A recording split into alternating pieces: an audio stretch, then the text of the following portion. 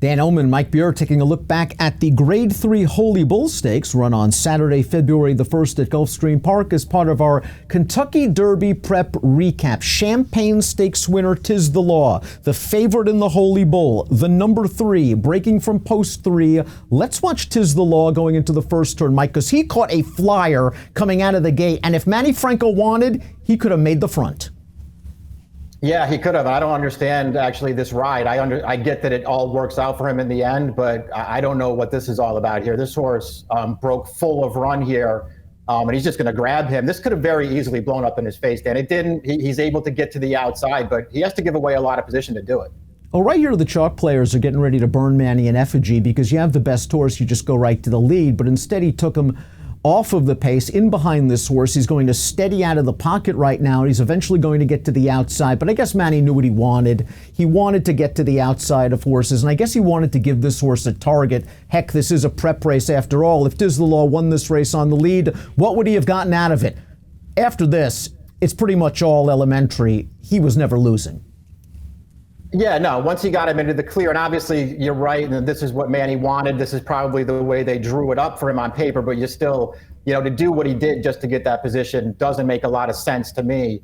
At the end of the day, though, you're right, it's just not going to matter. He's going to roll up on this horse on the lead, Ete Indien, who actually runs very well in here to be second best, but Tiz the Law is just too much horse for him. He's going to take it over. He's going to finish it off pretty well. This is a fast race. Yeah, you like the first gear he showed coming out of the gate to establish position. The second gear was the attack on the turn to get within even terms of Ete Indien. And now the third gear is he finishes this race off in very solid fashion and in very fast time. Mr. Beyer gave him a 100 Beyer speed figure for this race. You see Ete Indien really giving no quarter in the final 70 yards. A much improved performance for him. And Toledo, who took a lot of money in this race for Chad Brown, he really could never make up any sort of meaningful ground. The story of the race was Tiz the Law, New York bred, trained by Barclay Tagg, owned by Sakatoga Stable. Sound familiar? It's the funny side connections. This is a son of the red hot Constitution out of a Tisnow mare.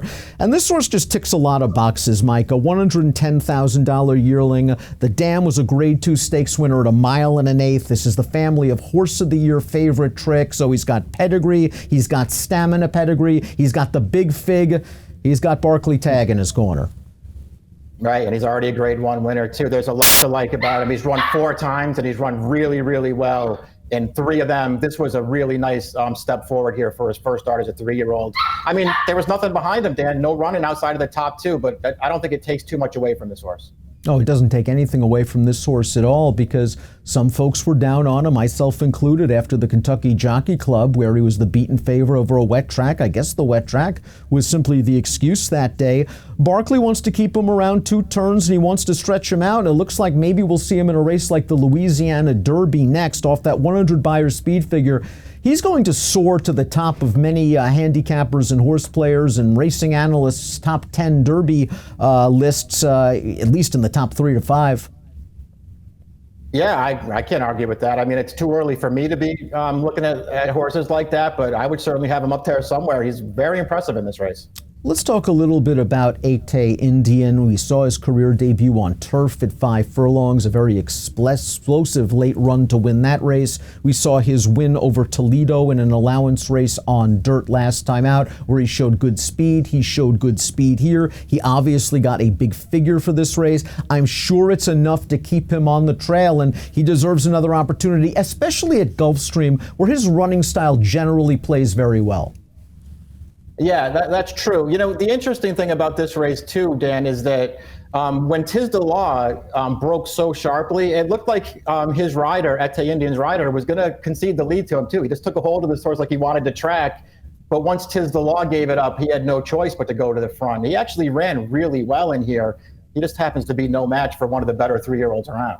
And you got to like the versatility. He's won on turf, he's won on dirt, he's won from off, he's won from on, he's won short, he's won going a little bit longer. Reminds me a little bit of a mini diamond oops from the same barn. Obviously, those are big shoes to fill. Toledo was the disappointment in this race. He was saving ground, he was being worked on entering the turn. And you look at this race, and I think Chad's got to kind of wave the white flag as a stakes horse right now. Let's get him back into a non-winners of one other then.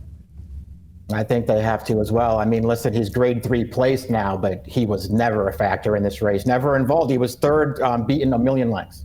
Fourth place finisher Relentless Dancer was getting the big class quiz after dominating at Delta Downs, and he pushed AT Indian early. He paid the price, and it might be back to weaker company next time. Yeah, he was just no match for these horses. He got probably the trip that he wanted, right up there on the pace. He just wasn't good enough. But 'tis the law. We saw him overcome a little bit of adversity in this race. He ran fast. He showed a tactical gear. He is back on the beam. 100 Beyer speed figure in the grade 3 Holy Bull, and he is vaulting up to near the top of the class of this 3-year-old division.